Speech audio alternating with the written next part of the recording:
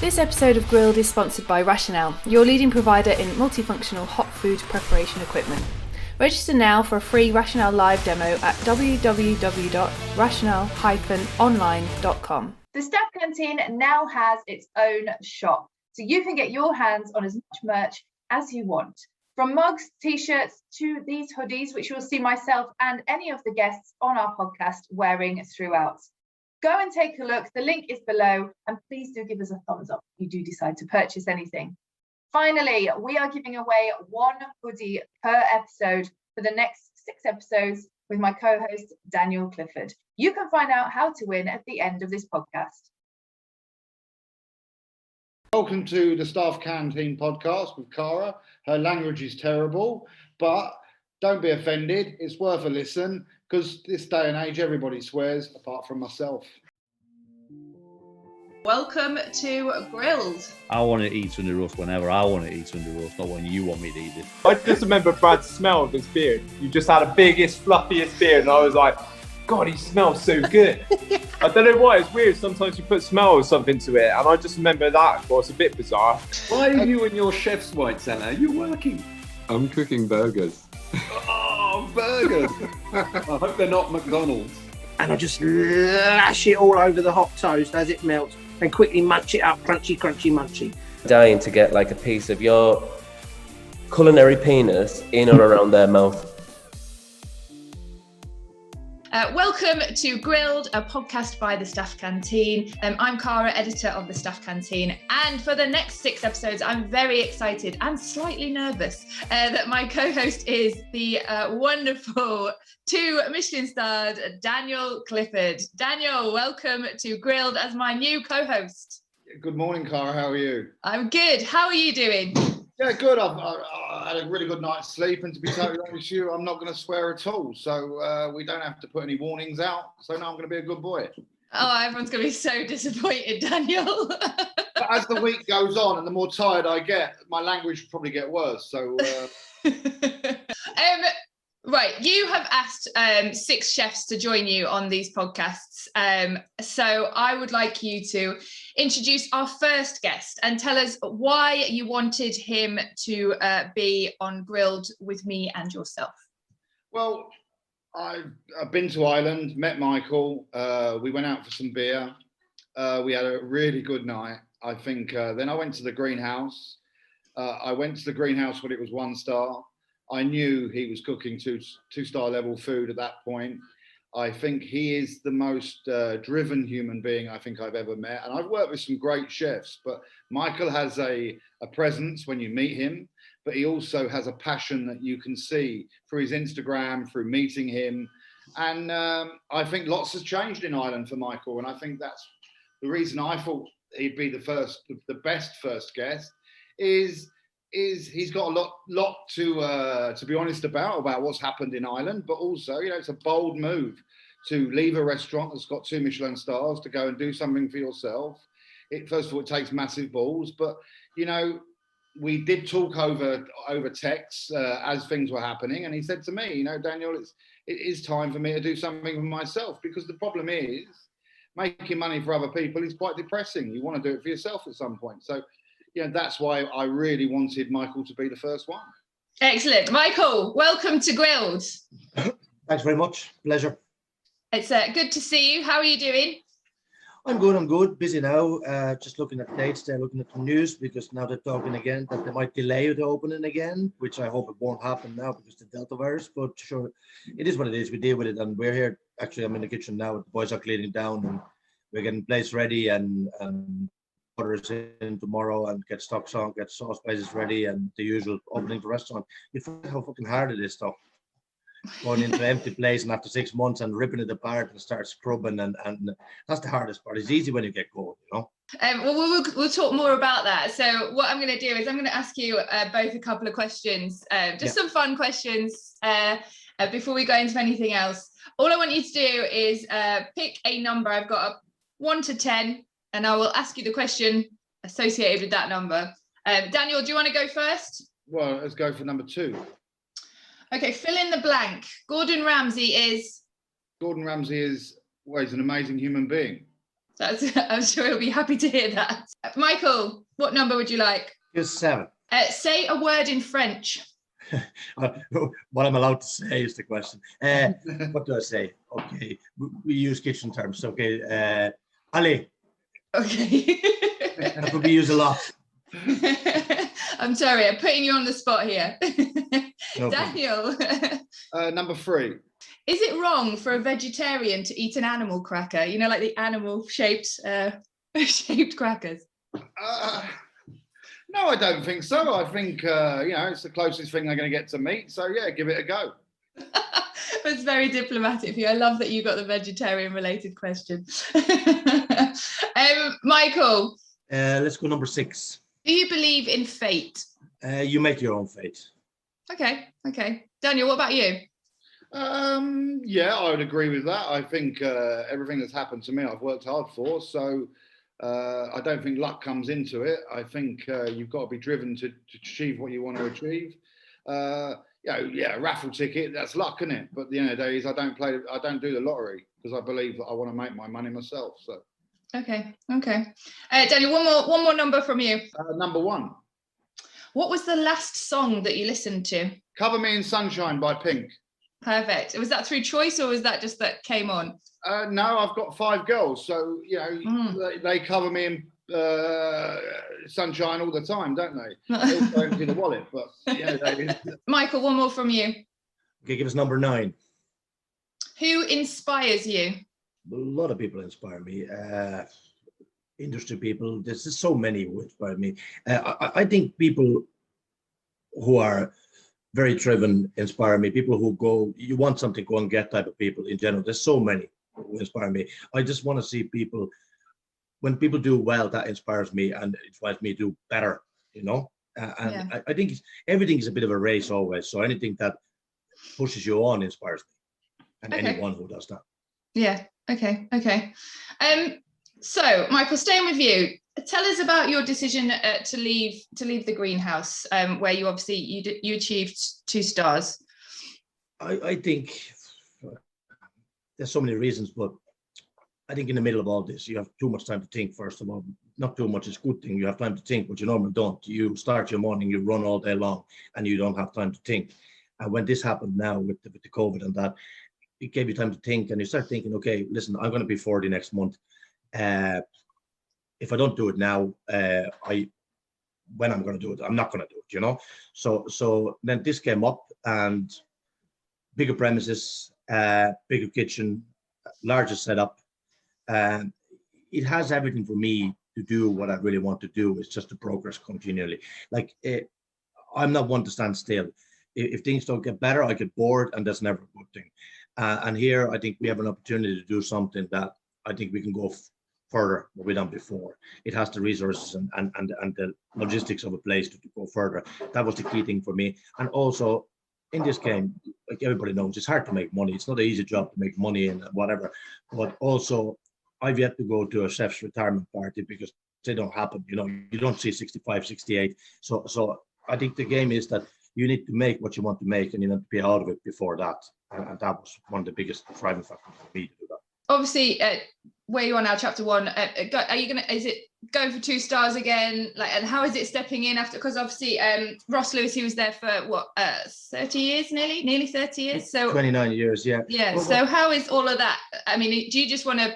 That's end of that chapter. Now it's me. I know. Listen. Ireland is a small country, and obviously people know each other and whatever, and there's customer base what we share and whatever. So, but the thing is that, yes, it's a new fresh start for me, but there's certain things of it what we want to keep here, obviously, because it's been always known. The service here is very friendly, it's very relaxed, at the same time professional. Those parts we want to keep. Yes, the food will change. We will do what I was doing, and we build on what I was doing. And about 2 stars, listen, my ambitions haven't diminished since I left. If anything, they've grown. But everything takes time. And key for me is that it has to be run as a business. And now we have 50 seats, plus we have 10 private dining, which I never had before, private dining, which is a great bonus for us whenever the corporate comes back and business travel starts again. But the key for me is that, first of all, it's run as a business. And then we gradually start building on that. And of course, I have ambitions and I want to try very hard, and I want to get it where I want to get it, and but that's not going to happen overnight. So I'm realistic at the same time. The key for me is now we have a good personnel front and back. We get the place open, and give us a few weeks, and she'll fly again.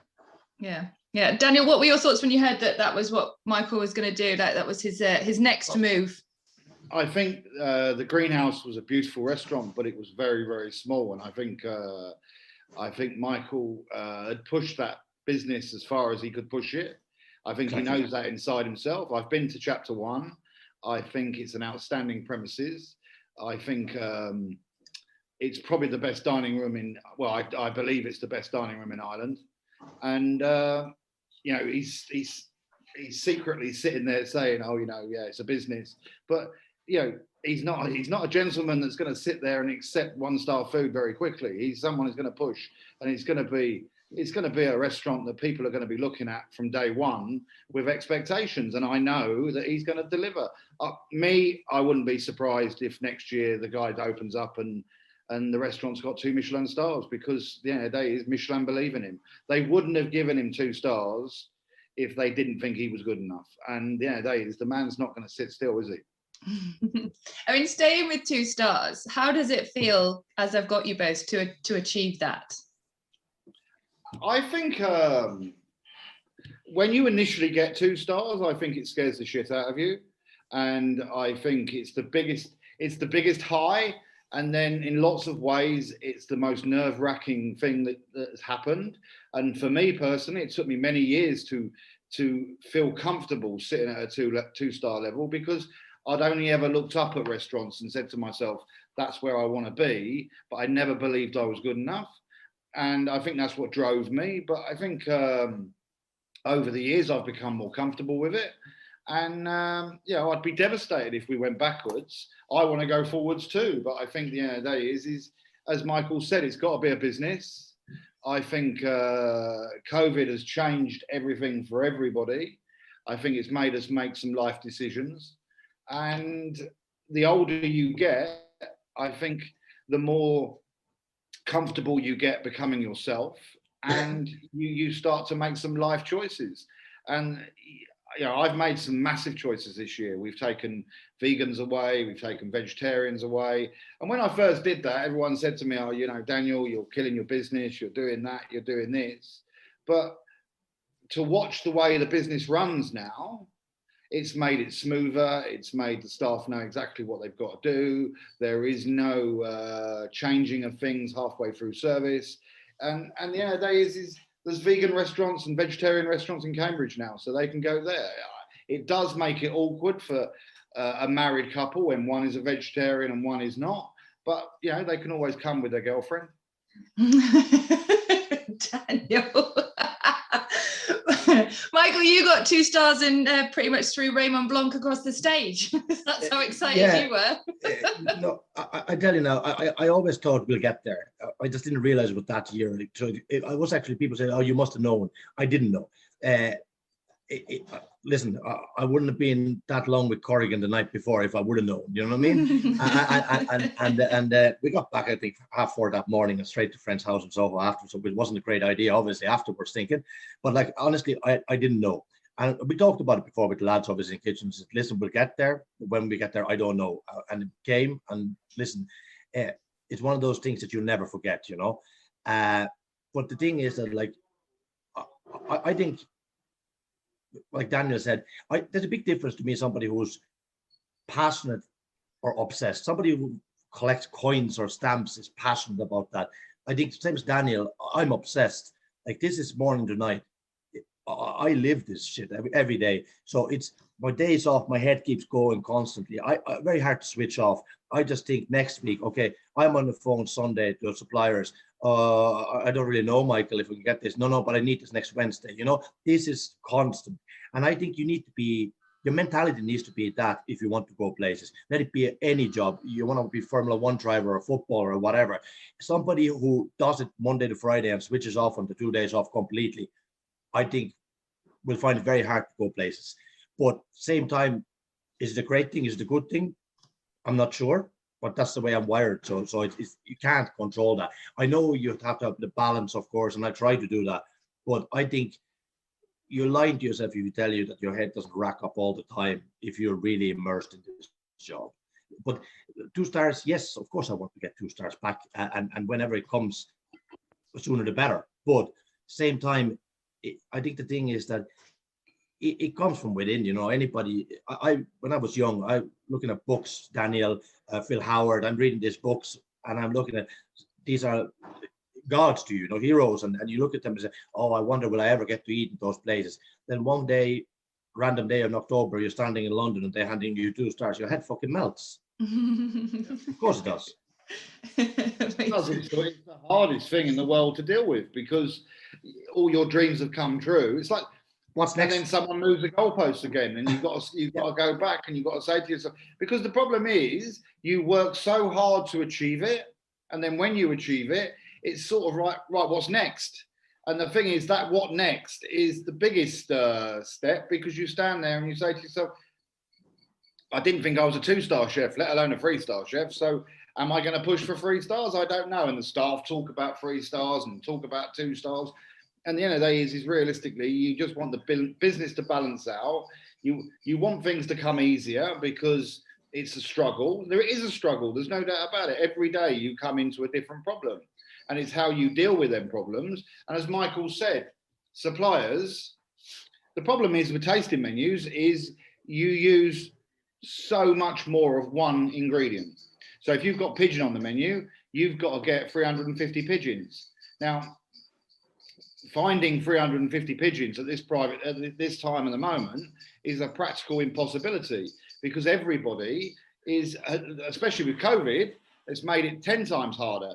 But I think it's a challenge, isn't it? We get out of bed for challenges. We love what we do, and you're driven by it. I think, you know, I'm still driven by making things that no one else can make, and that's where I love that sensation of cooking food that you know is individual to yourself. Well, I think it's one of those things as well that, as well, I know myself, chefs are probably the most insecure breed of people there is, and that drives you. Everybody wants to be better, and they want to do better than somebody else, and it's that insecurity what drives you. And people want to admit that or not, but everybody has that inside them. And I think you need to have that, because the minute you start believing your own bullshit, you're done. You know, and when people start telling you how great you are, and if you for a minute start thinking, oh, maybe I am, you're done. You're done. Yeah, but Michael, you're not great at 12:15 at night smoking a cigarette out the back, thinking to yourself, I've got to go in there and clean down and come back tomorrow. Absolutely not. No, yeah, the day is the problem is there's no glory to it. It's still, you're there every day caring and pushing and working and pushing your team. It always looks a lot better from outside than from inside. And people forget that part. People always see the cream. Nobody sees the shitty milk underneath, you know? Yeah. And that's as simple as that, you know? Yeah. Going back to what you said, obviously it's an obsession. How has the past 18 months in Ireland through all of this COVID been? Because obviously you're so, like you said, you're so immersed in it, and then all of a sudden it's not there, and it's not in your control either. So... No, listen, it's strange. Like, since I've been 14, I've been in kitchens, you know, and the thing is that suddenly you run 80 miles an hour, you're there 80 hours a week, whatever you do it, and suddenly you're sitting on your couch like that. The first 2 weeks is a shock. Like, you kind of, then there's a week in the middle, you kind of, okay, this is actually nice, I can get a bit of sleep and all this, and then you get bored. But then, listen, there's always something to be done. Then you plan this, you plan that. I must have written 50, 60, 70 menus and changed a million times looking at this. Like, there's always something. I'd do costings, I'd be finding new products, you know what I mean, and try to get my suppliers, you have that for me whenever we get back and whatever, and you constantly add it one way or the other. But like, that's all you can do. But what do? You can't cook, you don't do this, you don't do that, you know. You just, your head keeps going, and it never stops, you know. It's just, there's always something to be taught anyway, especially now when this happened. Now was tailing this now, so I was so fixated on this. What do I want it to be? How I want it to look? Okay, what do I need to get equipment wise? There's a full refit going on in the restaurant, so we've been at that now. So the refit should be ready, fingers crossed, by early July. Covers are reduced. We gone from taking all the banquettes out of the room. There's round tables. Okay, tablecloths. This company doesn't do round tablecloths that size. I want them down to a crown. Like I have a list there. Hold on a second. Like this is just today. Just to be sorted today. So you don't get bored with that stuff. Yeah. That's how I spend my time. In terms of hospitality in Ireland, though, what's the mood like? Like, how are people feeling? I think there's a lot of pent-up demand there. People are nervous. They're kind of cautious. What's going to happen? Everybody's speculating what market is going to hit the worst. Is it the top end? Is it the middle market? What's going to happen? Listen, we had this discussion before, and I think what's going to happen, and eventually it's going that way anyway. And you look at the cost of everything: cost of labor, cost of produce. Even the lower pay scale positions in the kitchen front of the house now, they found out that they can go work a night shift as a security guard somewhere and they get the same money. A lot of them are gone or whatever. But the thing is, now I think wages are going to go up, cost of everything's going to go up. So the top end of the market, I think, will be exceedingly more expensive, and there'll be less of them. And I think that's why you need to be at the peak of that to be able to own that market. And I think the market will always be there. There'll be always market for top end dining, fine dining, whatever you want to call it. But I think that market is going to be, the number of those restaurants at that top bracket is going to be smaller, and you're going to have to be able to charge for it. And people need to have to understand the cost of producing food to that level, because it's not free. And all they think is it's dinner, but they don't know that you have 12 boys in the kitchen, you have 15 at the front, boys and girls everywhere, and the cost of that will grow up by the month as we go along. So I think that's what's going to happen there. The middle market, there's always a place for them. And only thing I don't want to see is just chains coming everywhere, chain restaurants taking over good premises. It just kills the whole culture of it now. But I think there will be a good bounce of this. This will last. I think when the international travel comes back, tourism comes back, which is huge in Ireland, I think it's a quick bounce. It'll take a dip next year. I think this year now is going to be a good running from here to Christmas. There's so much pent-up demand. Christmas is mad in Dublin. So it starts in November and every place will be full to rafters from there. Come January normally good. All the vouchers start to come back. And then February, March, I think we'll see a little dip on it. But then by next summer, I'd like to think that Americans will be back, which is a huge market in Ireland. UK travel, French, mid-Europe in general will be back here, and it'll be fine. Because before COVID, I think a lot of places, I think on the middle market and lower market, the summer is really quiet in Dublin. It empties out, but then the top end gets really busy in June, July, and August. So I'd be quite positive about it, Yeah. Daniel, are you in agreement with the Michael's optimism?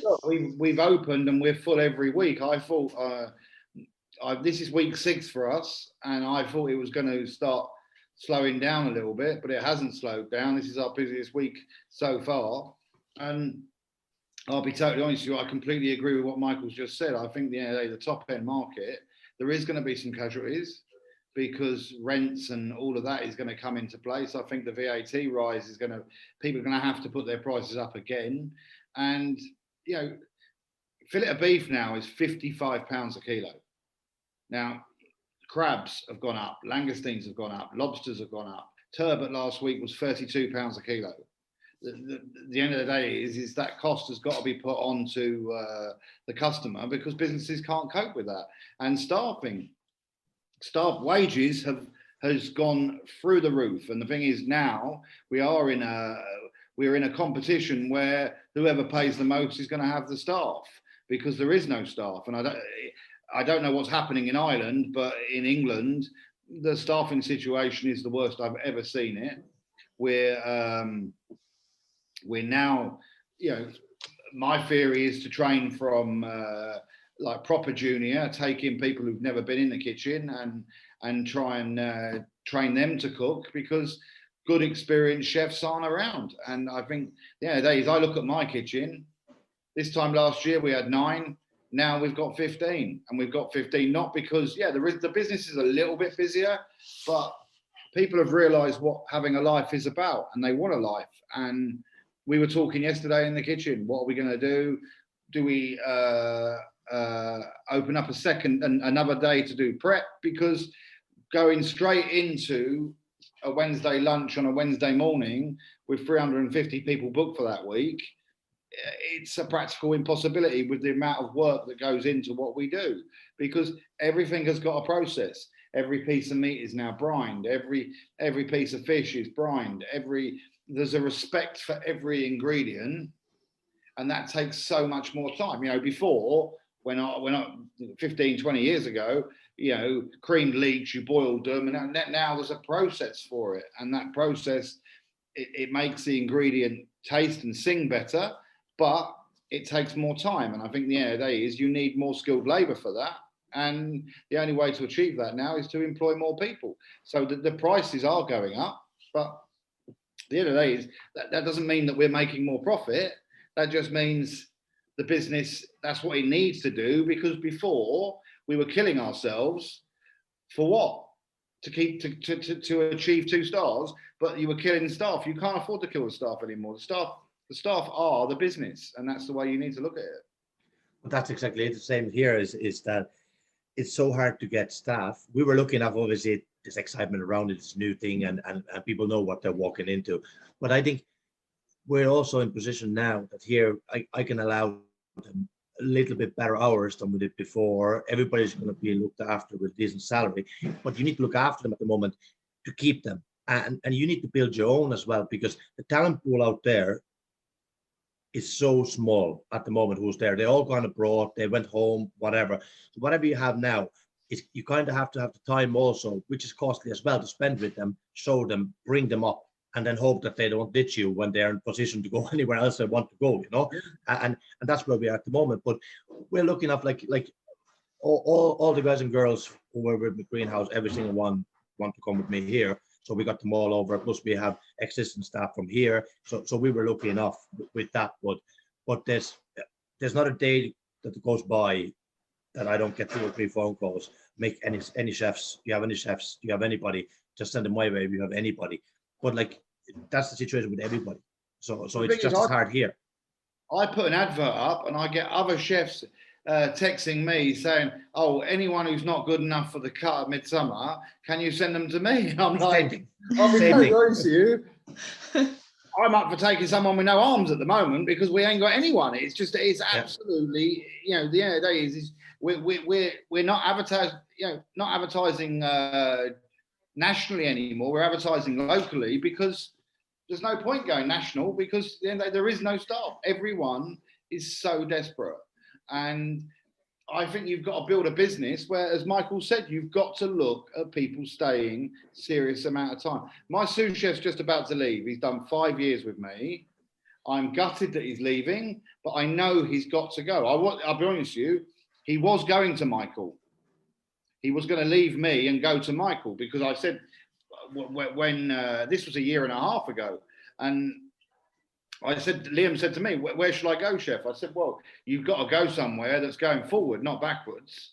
And I said, I'd go to the greenhouse. I said, "Look at his food. The food's absolutely unbelievable." I said, "You've worked with me, so you can handle Michael." And I'll be totally honest with you, but you know, the thing is, Liam, I'll be honest with you, he could apply to any restaurant in the country and get a job right now because he is that good.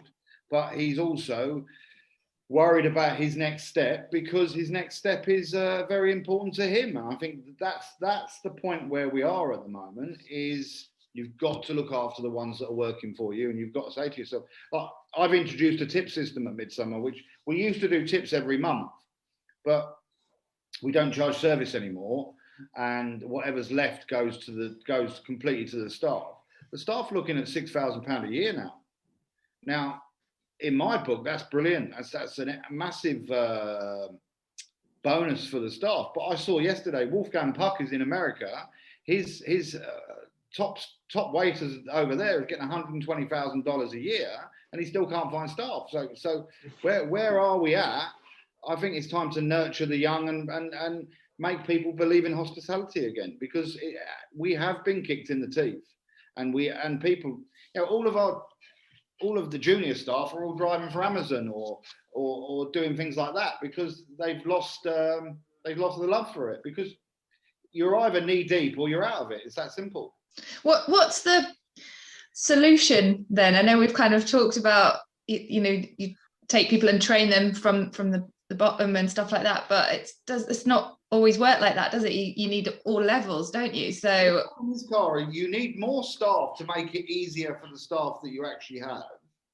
It's a bit of a hamster wheel, to be totally honest with you, because everyone's realised they need to employ more people to make it easier for the people that they actually employ, but they can't find them staff to make it easier. So the end of the day is, by the time we found someone, you've lost 2 more. So, you know, this morning, that's the first thing I do when I walk in the morning. I go over to Mark and say, right, Mark, how's it going? Yeah. Should we have 2 minutes? Yeah, let's have 2 minutes, chef. Right, okay. Look, we had a guy that was studying in Cambridge, came to us, and he's worked the last 6 weeks, and he sent an email last night to say he's not coming in today. Now, that's what you're dealing with, but you've still got to pick yourself up and do lunch service. We've got 45 booked. Yeah, that's exactly it. I think no, it's also just throwing money at people is not a solution. It's a short-term solution for a long-term problem. I think you need to offer them a place where they learn. You need to constantly challenge people. If they get bored, that's when they start looking around. Yeah. But you can't, same time, you can't kill them either with the work. So now we try to have a basic system now. Okay, we have 8 shifts. We don't do lunch on Tuesday, Wednesday. We do lunch on Thursday, Friday, Saturday, dinner on Tuesday to Saturday. So, okay, they have 2 dinner shifts, and then I give them 1 shift off on Thursday, Friday, Saturday. So they have a shift off. They work 7 shifts essentially, which is me. Last 15 years, I've done 10 shifts a week, you know, and more than night. But that's not going to happen. And I think you need to be ahead of the curve. That if you can, that you can offer them environment where they learn. Yes, they work hard when they're here, and it's not easy. But at the same time, if you can give them a little bit more than they were getting before, and same time look after them. And to most of them, people who are in the places like here or Midsummer or whatever, anybody who comes there for money is in it for a very short term, because they don't belong in the places like that. So people we tend to get, and I think the same with Daniel, are people who want to be there because Daniel is there and they want to see the food and they want to learn. And you want those people, but that pool is getting smaller, the driven pool who are there because they want to learn a craft, they want to be better, and they want to go to places. But those are the clever people, because they see it in the way that, yes, I get a decent salary now, I have reasonably good hours, I have good conditions to work in, but in years to come, I want to be Daniel, or I want to be me. They want to be in that position, and those are the people you want in. But like I said, you need to nurture and build them to think like you and go further, because the rewards will be bigger in the longer term that way, obviously, for people. And those are the people you want.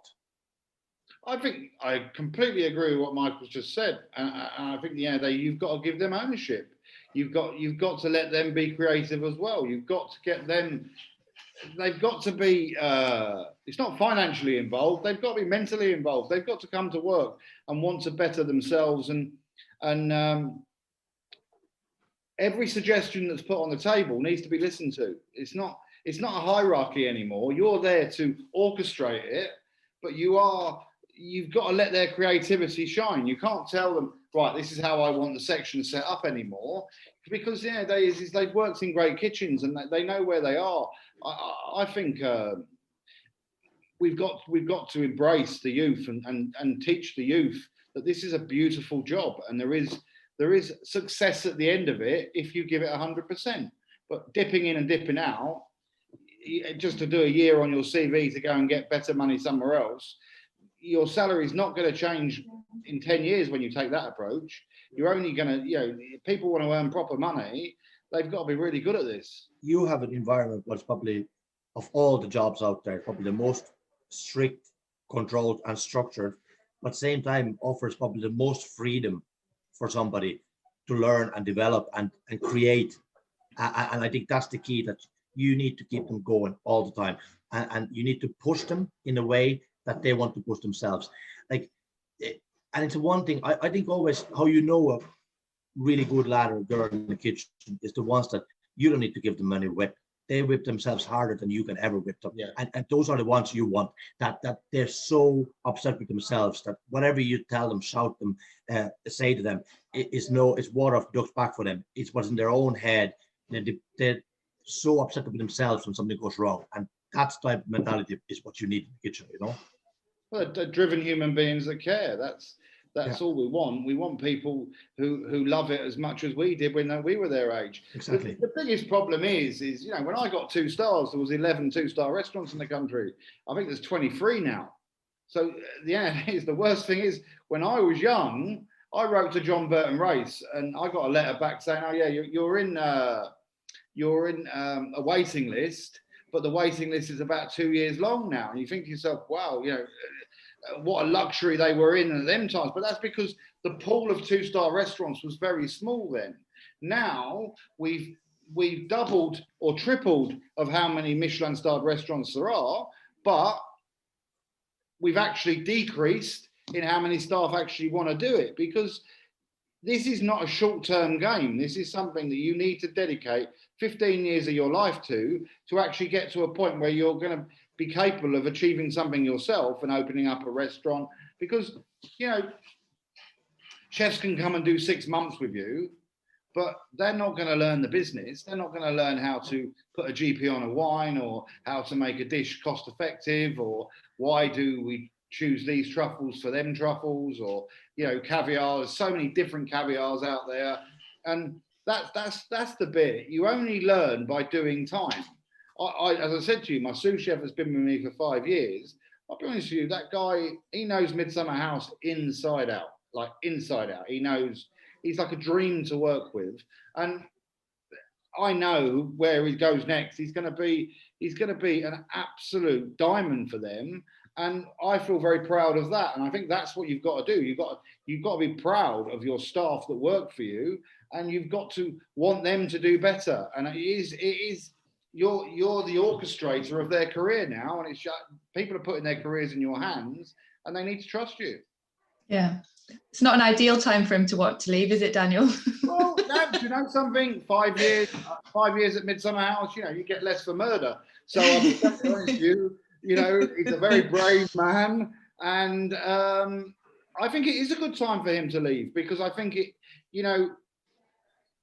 I've also got other lads that have been with me 2 or 3 years, and I need to progress them, because otherwise I'm going to lose everyone at the same time. Yeah. So the thing is people who've been biting at his heels need that opportunity as well. So I've got 5 lads that have all been with me a long period of time, and you do get nervous at certain points, because you think, well, if he goes and he goes and he goes, it's going to be me and Mark, yeah. And I'll be honest with you, I can't do the 18 hours a day again. I stand there and say, oh yeah, I used to do that, and I used to do that, and I used to do that. Yeah, I used to do that, but I'll be totally honest with you, passing Vilstock at 1:15 in the morning, it doesn't really interest me anymore. It's I've got bad. Really is calling for me, but I still love it. I love the creative side of my job. I love the idea of when you see people sitting in the restaurant having a good time, tasting things that they only can get at your restaurant. It's not copied, it's not stolen from someone else. That's the interesting thing for me. I try to encourage the staff to think for themselves and not copy. Yeah, I just want to go back to what you were saying about obviously the working environment and how that's got to be good for your staff, and encouraging them and all the rest of it. And it is hospitality on the verge of its own kind of Me Too movement. I've said things I shouldn't have said, and I've done things I shouldn't have done. And I was a young 25-year-old man when I opened Midsummer House with not a pot to piss in and nowhere to throw it out. And I'll be totally honest with you, I lost my first wife because of my behaviour and my dedication to the restaurant. I think I was trained that way, so I didn't know any different. I think it's not until I've got older that I've started to understand that not everybody wants to be me, and why would they want to be me? And I think the end of the day is we do need to treat our staff with more respect. We need to understand it. And I'll be honest with you, I haven't shouted for the last year and a half, 2 years. I haven't raised my voice. I just don't do it anymore. I physically can't. I don't want to do it. I don't need to do it. And if I need to do it, there's a problem. And that's the truth. And if anything, Mark's the scary one and I'm the nice one. And I know everyone is going to stand there and listen to this and they're going to say Daniel's a bullshitter. But that's the truth, because I don't want to lose my shit anymore. It doesn't do. What about my health? What does that do for me? I've learned that it just makes me miserable, and it makes me feel guilty, and it doesn't make the food any better on the plate. It just, all it does is create an atmosphere, and that atmosphere travels right through the restaurant. It goes from the guy that's carrying the food from the kitchen. He's like a shitting dog. Then he goes into the restaurant manager. The restaurant manager realizes there's a problem in the kitchen. They're trying to muzzle what's going on in the kitchen. Nowadays, it hasn't got a place in hospitality, because nowadays we are a hospitality business. We are there to please people. I think personally, the staff should be the first people that are happy. The customers are a second fault, because nowadays, if the staff are happy, the customers are going to have a great time. And that's really where we are. And we need to give ourselves the right amount of staff to better do the job. And that means, coming back to costing, it's going to cost for people to dine there. Because why are we taking all the sacrifice when realistically we should have an army of people that can cope with what we're doing? Because nowadays we've always run a business by what if. It can't be what if anymore. Every box needs to be ticked. And that means customer satisfaction and staff satisfaction need to come together. I mean, you're obviously happy to own your previous behaviour, and I suppose I don't own it. I just think it's completely unacceptable. I've done things to people that's completely wrong, and I know that. But I still talk to all them people. I still have a relationship with all them people, and it was not done out of Daniel being a horrible person. People are still scared of me, and I stand there and I think to myself, why? But I can understand why, because when I did lose my temper, I was a horrible person. But at the end of the day, controlling that temper is the key to my success now. Yeah, Michael, what about you? I think it's the same. Listen, if I go back 10 years now, where I am now, I'm a completely different person.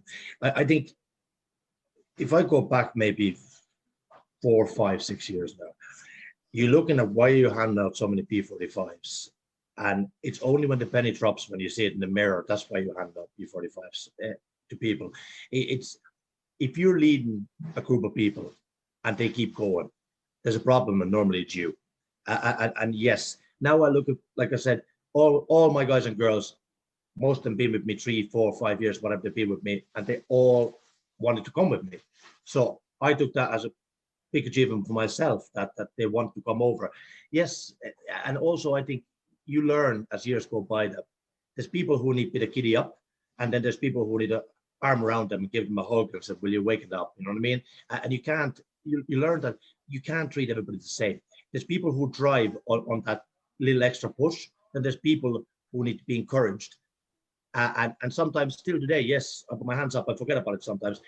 And yes, like everybody, you lose the rag sometimes, but I tell you, it's minimal compared to what it would have been 5, 6, 7 years ago for me, for example. So I find that only time you lose it is when you're not in control. Well, that's because you're short-staffed and stressed out. You don't need to lose the rag.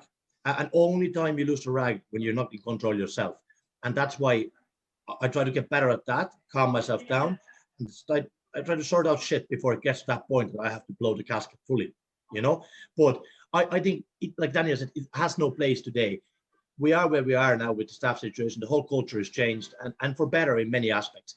But at the same time, all that can be brought too far. You don't want to be in a situation that you're walking on eggshells in your own business, that you can't say anything to anybody, can't rectify anything anymore. That's not right either.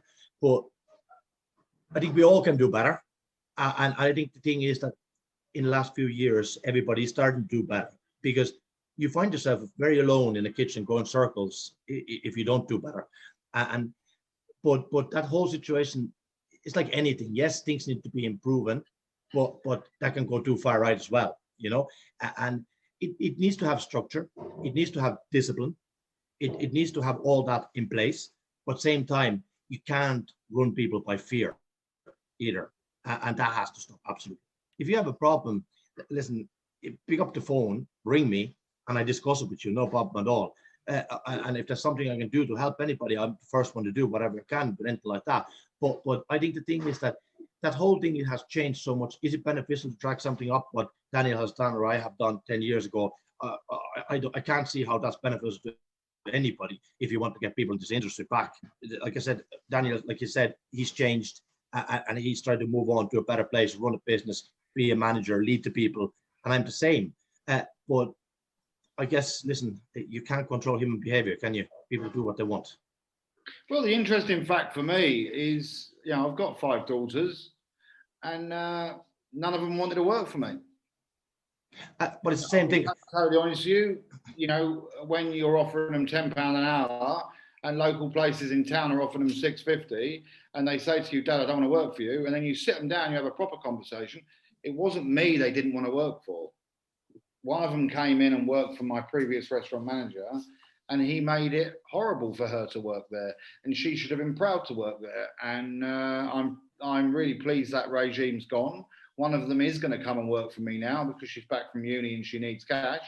And I think the end of the day is that's a change in culture, because the problem is if you behave like that, the staff around you are going to behave like that. It's a knock-on effect. You need to, you need to have time for everybody. I spend 10 minutes a day with my kitchen porter, smoking a cigarette, drinking a coffee, and talking about fishing. And you know what? He'll stay an extra hour if you want him to, because he feels a part of the family.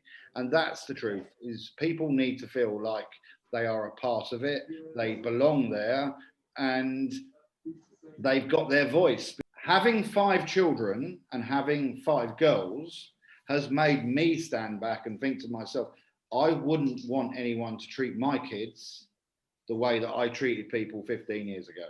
Yeah. My daughter is working at Wildwood.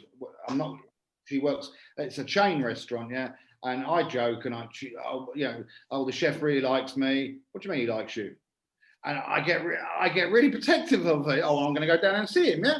Oh, Dad, don't be like that. Don't be like that. But the thing is she is learning about my industry. She's somewhere and she's understanding it. She came home the other night and said, Dad, my feet. I said, sweetheart, you've only done 14 hours. I said, back in the day, we used to do 75. And the thing is I think, that's the problem with me, is I look back at my past and I think to myself, oh shit, I got where I am by grafting 90 hours a week. Yeah, but you can't do that anymore. People don't want to do that. They're going to burn out. The end of the day is, I had nothing in my life apart from Midsummer House. I had a wife, I had a family, but Midsummer House was my everything. And that's where I needed to learn a balance. And I think I took it out on my staff because they had a life and I didn't. But I had a life, it was there, but I couldn't see that life. And I'm very lucky that I've brought that all back to having a great relationship with my kids, and things have balanced out. But at the end of the day, is that pain barrier. It did cost me, and I don't want that to cost it for anyone else. I want them to have a much happier place. That's why the staff get 3 days off a week at Midsummer, because they need a balance. But I need that as well now. Yeah. And a key point that Michael said was that I think going back is possibly detrimental, like you said, to the industry going forward, really, because what you want is to encourage people into this amazing industry, not tell them how horrible it has been. And then, if you're not in the industry, you don't want that thought in people's heads, do you, about hospitality? To Mark all the time, there is no point us comparing how this kitchen is now to how it was 5 years ago, because for the last 5 years we've been moaning that we want to make it better. So realistically, asking ourselves the question that this used to be done by this amount of people and now it's being done by this amount of people, we're doing that to make the food better. We're not doing it for any other reason, and to make it easier for the staff to actually produce the food that we want to produce.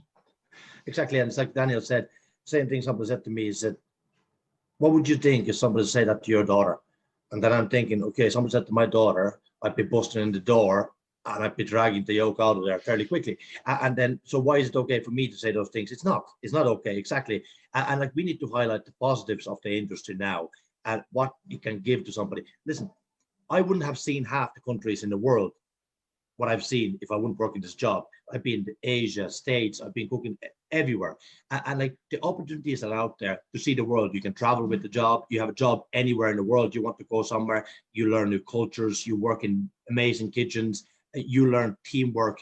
And I think it's a funny thing because you learn so much more in kitchens and restaurants than you learn. It's not just about cooking or food or service. You actually learn to interact with people. Your social skills get better these days compared to when you were locked up in the kitchen before for 15 hours and you barely talk to anybody unless you were spoken to. And now it's completely different. Like Daniel said, you need to interact with people. You're talking to your kitchen porters, you're talking to your food runners, you're having a chat outside, not just about food or the service with them. And that's the big part of it. And I think, listen, it's a great industry. Like there's many a morning when you're young, I remember sitting on the edge of my bed like this, my alarm's just gone off, and I find myself 30 seconds later sleeping, sitting up on my bed because I'm so tired. And that's not productive to anybody. And I don't want anybody here feeling like that. I want them to think that, yes, you work hard, you do long hours, whatever, but not ridiculous hours. And I think that's what we need to highlight, that it's a great industry. It has so much to give to anybody who wants to do it, and stop dragging and muddling and all this shite what's going around it, that this is bad. You look at any industry. I'm sure it's not fun to be a doctor. Look at the hours they do, or a lawyer, which are much harder jobs than ours, and important jobs. But it's not easy in any industry. And anything, if it would be easy, everybody would be doing it. Like there's a reason why there's only X amount of 3-star restaurants in the world or 2-star restaurants in the world, because it's not easy. And nothing worth achieving is not going to be easy, but it should be something which is desirable. Yeah. I'm sure on the production line of Ferrari, they're not killing each other, are they? They're not shouting at each other. I'm sure it's the way I look at it now in the kitchen, I look at it like surgery. That's what I try and say to Mark. If the doctor, this is why, you go back to the vegetarian and the vegan things, it all falls into place. Because someone said to me the other night, I had a customer in, I'd met him in Bath when I was doing pub in the park. And he said to me, Daniel, we've wanted to come here for years. And he said, it's a brave move to take vegetarians off. And I said to him, do you know what?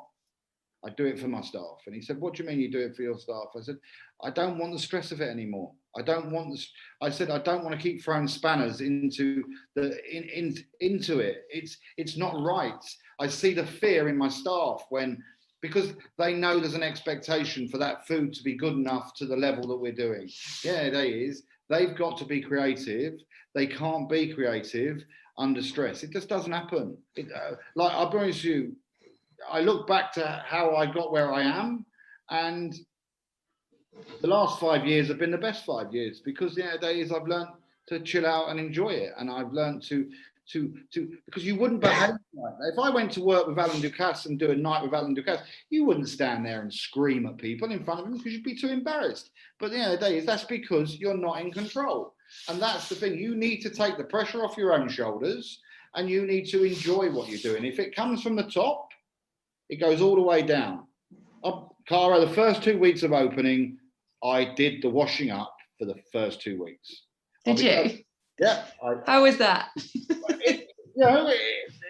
I'll be honest with you, you've got plates that are 80 quid each, and you're watching them stack up, and the end of the day is, it's my job to jump in to the places that need the gaps filling. Now, I'm not a hero. I don't ask for a medal for it, but at the end of the day is I do it because 20 years ago, that would have fallen to the lowest ranked member of staff, would have been pushed over to there, right, you go over and do that. Me, I look at it now is they've all got their jobs to do. The end of the day is I can fit that gap quicker than anyone else because Mark's got control of the kitchen. We're halfway through the service. Things are going really well. The wash up is right next to the par, so I can step in and help dress the plates, and I can taste the food. And the end of the day is the staff look at you with a lot more respect when you're prepared to do that than screaming at someone else because it's not being done. So the end of the day is I've saved myself broken plates, I've saved myself staff walking out, and I've saved myself a wage on a plongeur. So I'm doing all right. It's exactly like Daniel said. I prefer to go around and take the city jobs off the lads, peeling asparagus, peeling carrots. I'll take them off. Allows me to have a look around. I see what's happening. I take the mundane shitty jobs off the lads. I do those jobs, go around. If they need a dig somewhere, yes, I rip the guts out of pigeons. I'll separate the livers from the hearts while you back in the pigeon and doing the neater jobs. I have no problem doing that because it allows me to see same time what's happening around me.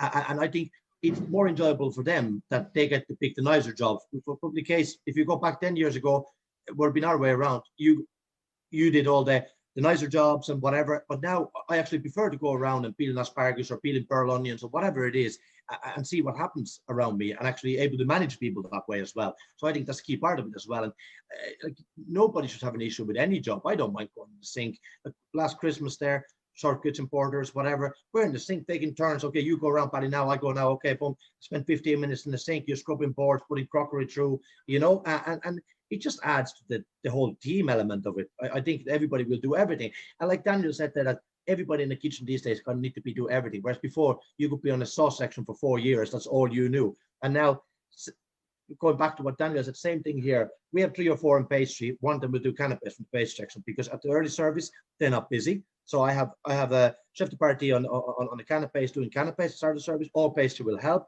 That chef de partie, when he wraps up the canapes, or she will move on to pastry. And that's the way I want them to be. Because one morning when somebody rings you and says, oh, I was a close contact with somebody and I need to stay at home, that's no problem. We have something to cover that section. Yeah. And guys, try to give them X amount of months in the section, they learn the section, and then you move them on and you circulate them that so you keep them challenged so they don't get bored. You know yourself, if you work in one section for 3 years, all you want to do is go home or go somewhere else where you get to do something else. Once you cook a pigeon for 3 months, you know how to cook a pigeon. Yeah, at the end of the day, exactly. When you know what you're doing, you should be on to the next thing to progress and learn. They are coming to us to learn their career. They're not coming to learn to become robots. If you wanted robots, the end of the day is with tasting menus, it does become very robotic, but it's up to us to change them around the kitchen, change. Because the end of the day, look, the idea of a pastry chef, if you see one in the next 5-10 years, give me a shout, because I haven't actually seen one. I've produced some amazing ones, but I haven't actually seen anyone else come in with that heart of, I want to do the pastry. Every single person in my kitchen can make my bread. Everyone in my kitchen can run my pastry. Every one of them can do the dishes and dress the plates, because at the end of the night, that's the section that's getting it the hardest. That's the section that everyone waits till it's finished to go home. So team spirit, that's the thing we should be promoting on social media. That's the thing that we should be going back to the past. The past is the past. Yeah, no one's pleased. We've all fucking made mistakes. Yeah, all of us. Every single person on this planet has made mistakes. If we all highlighted that, we're just going to be miserable. We need to start to rejoice in the really good things, like restaurants are full and there is more Michelin stars in this country, and the younger chefs coming through the ranks that are doing really well, and people who are creative and making the mindset change. These are the people that should be, they're the ones that we should be looking at. Let's talk about the future, because at the present moment in time, it's the hardest industry to be in. We've been kicked for 1.5 years. It's now time to rejoice that. The customers need to pay the right amount of money to eat there, because produce has gone up, staffing's gone up, VAT is just about to go up, import charges. You talk about imports, just getting plates from France now. They're doubled. Yeah, that is, but if we need to embrace the future, not criticise it. Yeah, definitely. I feel like we've got in a very serious podcast today. Lots of very serious discussion. Everyone in this country is standing there asking themselves, how are they going to open their restaurant tomorrow because they don't have enough staff? And the truth of the matter is, it doesn't matter how many Michelin stars you've got. I'll be honest with you, the reason my daughter's working at Wildwood and she's doing so many hours because they can't find staff. Mm-hmm. She's studying to be a dancer, but they're asking her to work Friday, Saturday and Sunday because they can't find staff. So realistically, everyone is filling gaps. We need to stop filling gaps, and we need to start making this a career where people actually want, they need to look at people like me and Michael, and they need to say, that's where I want to be in 10 years' time. They don't, and the end of the day is, if they're looking at us killing people, shouting, being horrible, no one wants to be that. No, definitely not. Michael, what do you do to chill out? Because all we've talked about obviously is your tunnel vision obsession with the restaurant, and it's your life. But what do you do to relax? I know, Daniel, you do your fishing, don't you? So, but Michael, what do you do?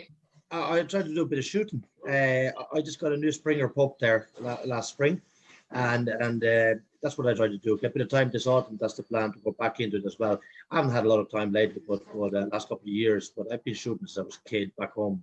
Listen, we probably have the biggest gun ownership per capita in the world, and I've been doing since I was a kid. And I love that. The silence. You take the dog with you. You go plow through the fields with the dog. You don't have to talk to anybody. Even if you don't get a shot, I'm happy out, spend 4 or 5 hours, then go and get a pint for myself on the Sunday after. And that's what I do to chill, I spend time with my kids. That's what I do to chill out. What sort of things are you shooting? I should end September here.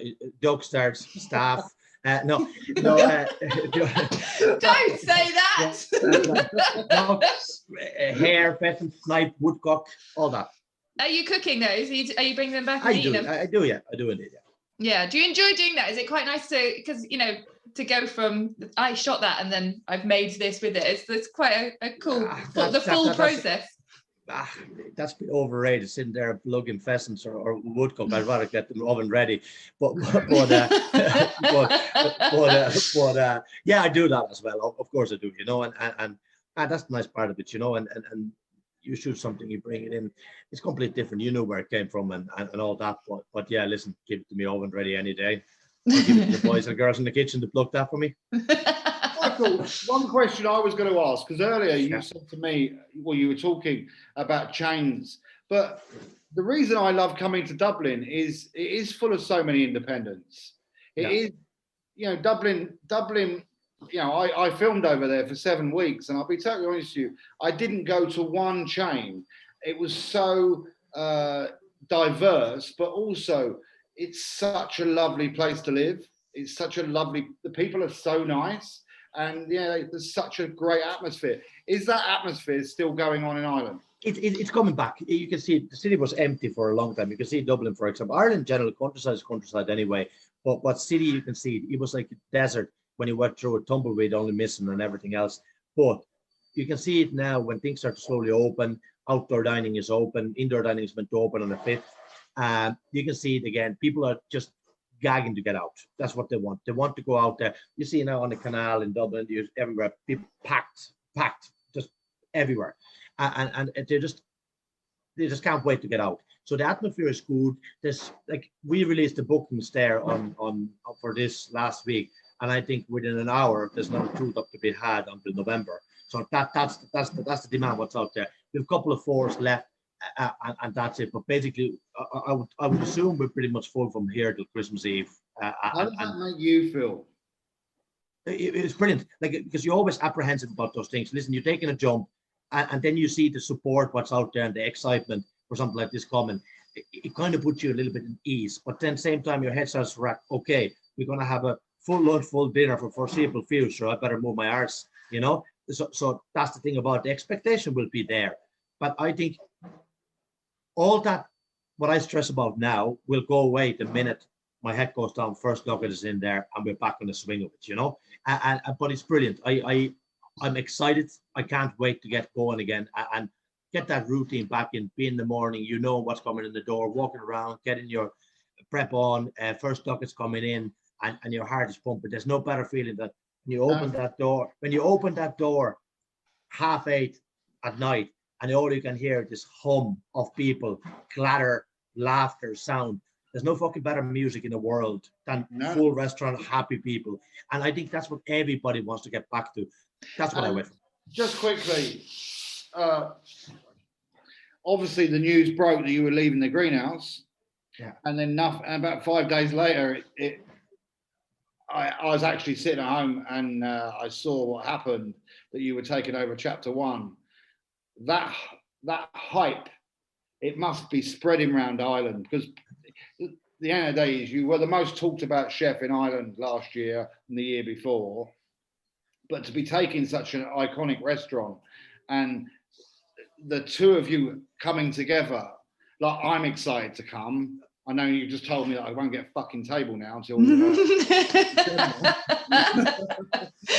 I'll look after you, don't worry. I'll be totally honest with you, the meal I had at the greenhouse, I remember texting you before Michelin because I didn't go to that event.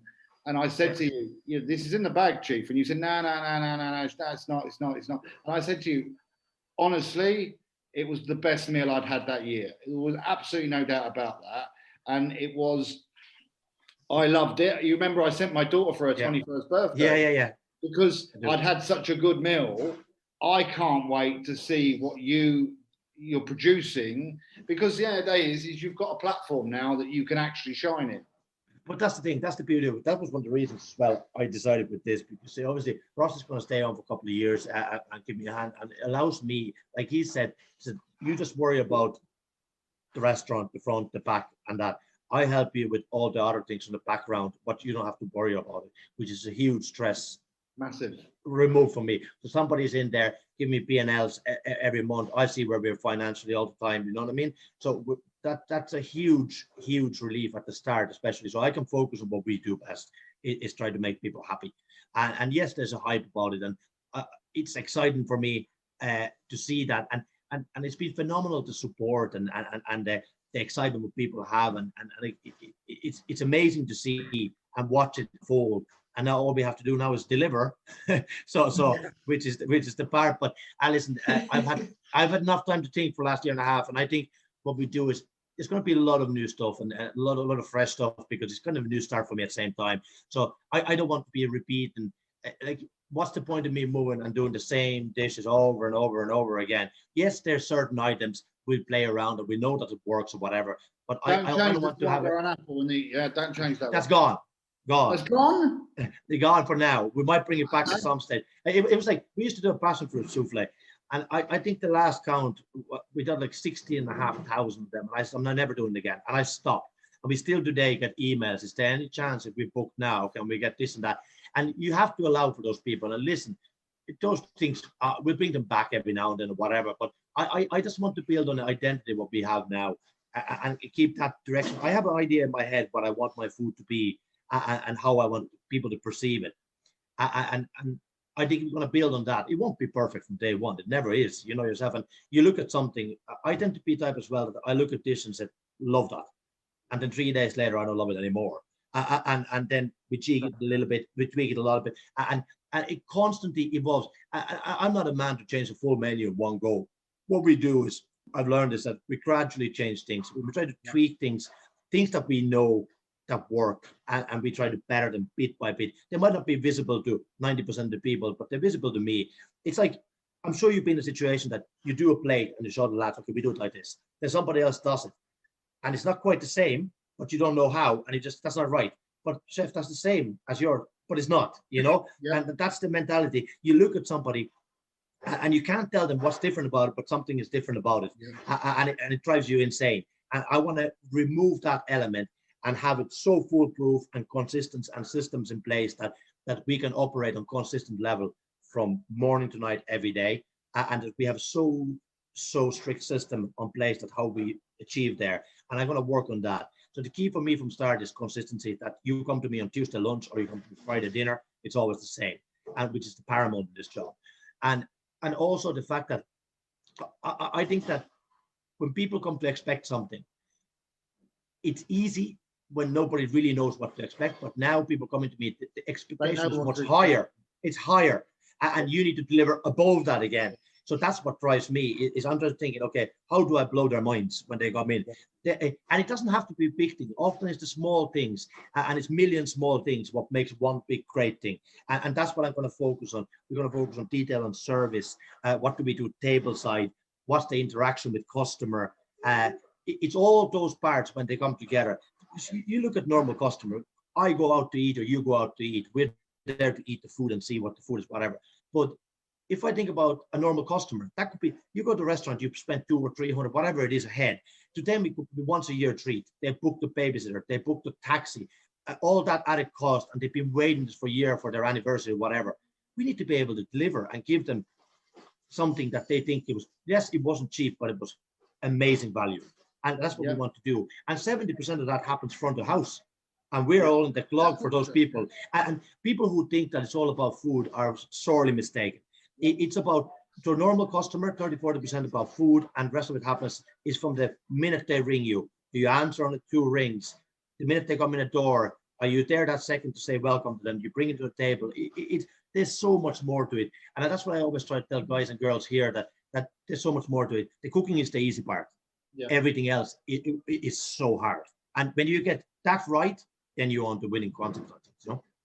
Oh, completely agree with you. I think that's the thing that I've realised is front of house is a key to my success. I think they need to be more relaxed than anyone, and they need to have the time at the table, because they shouldn't be rushing, they shouldn't be running, they should be gliding, and that's the only way they can glide is to have the time, and to time you need more staff. And I think it's that chain of events that you, as a business owner, you need to sit back and say, these people need the time to do their jobs, and they need the opportunity to shine. And I think that is our job, is to brush them up and make them shine. Listen, I think for me, what's happened with you is it just goes to show how tight this industry is. Because what has changed, Cara, is 20 years ago, there is no way that a 2-star chef would have taken over from someone who was so successful as Chapter 1 was. To see 2 people that clearly have an amazing relationship that's never been publicly seen. It's been seen at Michelin Awards and places like that, because the Irish chefs always turn up together, yeah? And as Michael said, 9 times out of 10, they're pissed. But the end of the day is, what's magical here is Michael and Ross have obviously sat down, had a massive discussion, and it's been a change of events. But I'm sure Ross is a lot happier, because Chapter 1 is only going to get better. Michael's going to achieve what Ross always wanted. But at the end of the day, what's beautiful is Ross is letting Michael do that, and he's not pissed off about it. If anything, he's saying to him, Michael, I will do all this for you to give you the transaction so this restaurant gets better. And that's a beautiful thing. It's exactly that. Like when we discussed this, and he said, so the key for him I think it was, there was no self-thought in his behalf, in the sense that he just wanted to see Chapter 1, which is open 29 years, go on and on and on. So he wants to see the legacy of his 30 years of work go further. Like he said himself, I don't have the energy to push it any further, but I want to see it go. I just don't want to shut the door and put a out for sale sign out there. And he wasn't doing this because the business wasn't successful. It was a highly successful business, but and he did it because he knew, and which takes a huge courage, because I always dread the day to think, what happens today when I hang up the apron? What I'm going to do then? Sit in the chair, what's out the window? And he's done that now in a way that he said he wants to go out on the high, and he wants to see his 30 years work go further and further, which gives him the opportunity. I have a little bit of energy left on me, and I push on for another few years, and we'll see where we get it. And it's a beautiful thing for him to see, and it's an amazing opportunity for me to take an existing premises like this and now doing a refit on it, starting everything again, and have the same ethos what the place had before, but just the product is changing, you know? And like, you know yourself, like you could have the best, I see this every day. You could have places buying the same porcelain that Daniel is using, or same place where we're doing here. You can have the best porcelain in the world and best equipment in the world, but if you don't have the fucking heart of it and the core of it, you're going nowhere. So, and simple as that. And like, you can't buy success. You have to build it, and you have to drive it yourself, and you need to want it. And I think that's what Ross saw there, is that he knows I'm hungry, and I have more to give yet. And like you said, I think that was one of the key factors as well, that we've done everything we could in the greenhouse. Like I couldn't have done any more out of it. The premises itself wouldn't allow me to grow any more out of it. And I can't show up to work and just do the same thing over and over and over again just because it's an option. It's the easy option. The scarier option is to jump. And listen, it's done now. I'm pretty sure that it will only get better, Michael. I think you're very lucky to have that relationship, and I think Chapter 1 is very lucky to have you. I can't wait to come to Ireland and taste your food, and I think I think you know how I feel about your food. You know that I had one of the best meals of my life, and if you can do what you did in such a small environment there, the world's your oyster. And I think fair play to Ross. I think it